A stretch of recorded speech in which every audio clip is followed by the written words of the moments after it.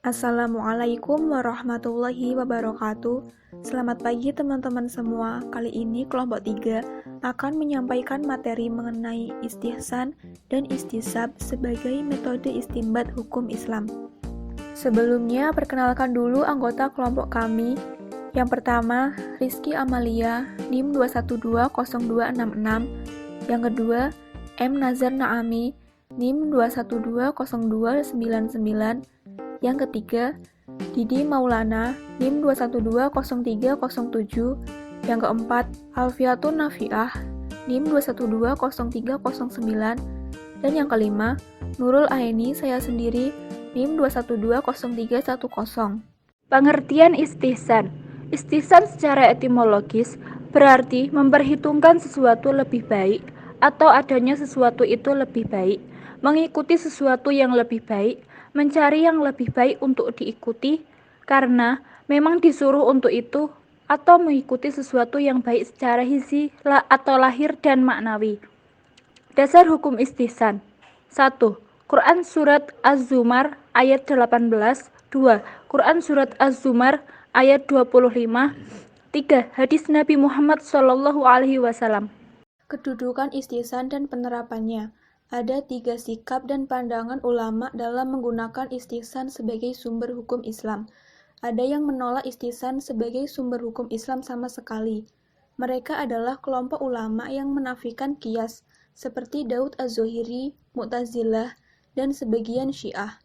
Ada yang menjadikan istihsan sebagai sumber hukum Islam. Mereka adalah kelompok ulama Hanafiyah, khususnya tokoh sentralnya Abu Hanafiyah. Dan yang lain adalah kelompok yang kadang menggunakan istihsan dan kadang menolaknya, seperti Imam Syafi'i. Macam-macam istihsan. Yang pertama, istihsan bil an-nas atau istihsan berdasarkan ayat atau hadis.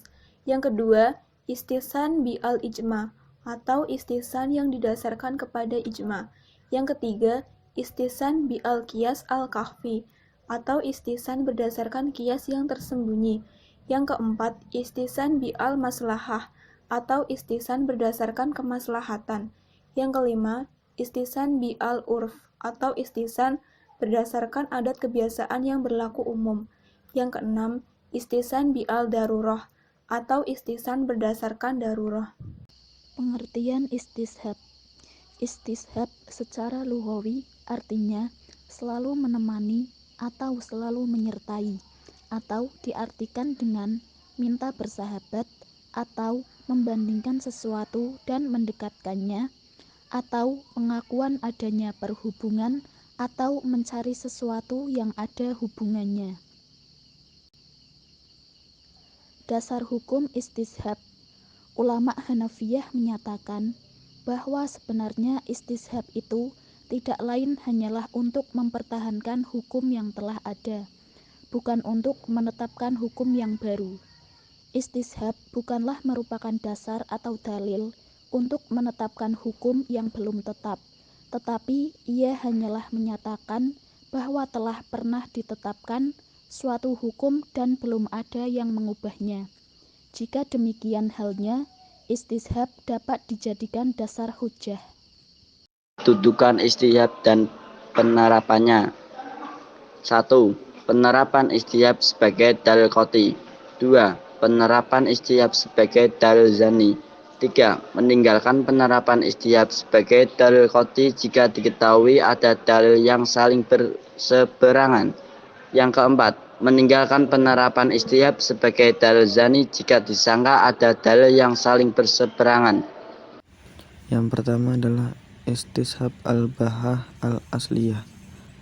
Al-istihab ini membawa maksud pada asalnya sesuatu itu adalah harus ketika tiada dalil yang menyalahinya, apabila perkara itu memberi manfaat, dan haram apabila sesuatu perkara itu mendatangkan kemudaratan. Yang kedua adalah istishab al-barah al-asliyah. Al-istishab bagian ini membawa maksud perterusan ataupun berkekalan. Al-istishab ini juga mendefinisikan sebagian pada asalnya seseorang adalah terlepas daripada beban dan kewajiban syarak, sehinggalah terdapat dalil atau bukti yang menunjukkan untuk memikul tanggung jawab tersebut. Yang ketiga adalah istishab hukum. Al-istishab ini bermaksud hukum itu tetap dengan sifat asalnya, yaitu asal ketetapan syara pada sesuatu hukum sama ada ia harus atau haram sehingga terdapat dalil yang menunjukkan hukum yang sebaliknya. Yang keempat adalah istishab al-was. Al-istishab ini membawa maksud tertentu. Ketetapan hukum berlaku menurut syara dan akal tentang tabitnya dan berkekalan. Arti kata lain al-istishab dalam pembagian yang keempat ini diakui ada kaitannya dengan syara dan akal. Sekian, terima kasih video pembelajaran dari kelompok 3. Semoga bisa bermanfaat bagi kita semua. Wabillahi taufik wal hidayah. Wassalamualaikum warahmatullahi wabarakatuh.